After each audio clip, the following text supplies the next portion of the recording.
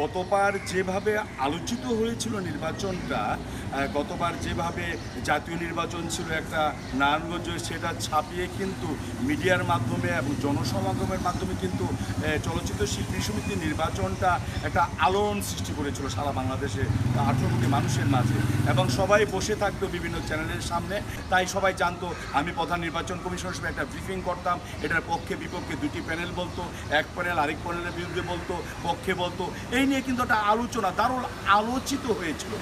এবার কেন জানি ততটা আলোচনায় আসে না, ততটা মানে উত্তেজনা না, ততটা আলোড়িত হয় না। মানুষের সমাগম কিন্তু গতবারের চেয়ে অনেক কম। গতবার কিন্তু পুলিশ দিয়ে মানে গেটগুলিতে পাহারা দিতে হয়েছে যেন মানে অযথা পাবলিক ঢুকে এটা আইনশৃঙ্খলা পরিস্থিতির অবনতি ঘটনা না পারে।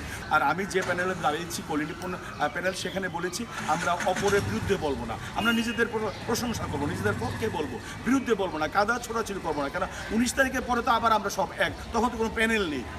কারণ আপনি যদি মনে করেন সেদিনের কথা, 28 তারিখে ইলেকশন হয়েছে, 28 তারিখ পর্যন্ত কিন্তু একটি পজিটিভ বিষয় ছিল, এবং সবাই কিন্তু কি পদক্ষেপ নেওয়া হবে, মিডিয়া কারা ঢুকতে পারবে, মিডিয়া কারা ঢুকতে পারবে না, এবং কীভাবে ইলেকশন নেওয়া হবে, পুলিশ ফোর্স কীভাবে থাকবে, তারা কিভাবে নিয়ন্ত্রণ করবে, ভোটাররা কিভাবে আসবে, এই বিষয়গুলি কিন্তু মানুষ জানার জন্য উদ্গ্রীব ছিল। কারা ঢুকতে পারবে, ঢুকতে হলে কি নিয়ে ঢুকতে হবে, তারা কি গাড়ি নিয়ে ঢুকতে পারবে কিনা, গাড়ি পার্কিংয়ের জায়গা কোথায়, এগুলো তো ইতিবাচকভাবে গিয়েছে, এগুলো নেতিবাচকভাবে যায়নি।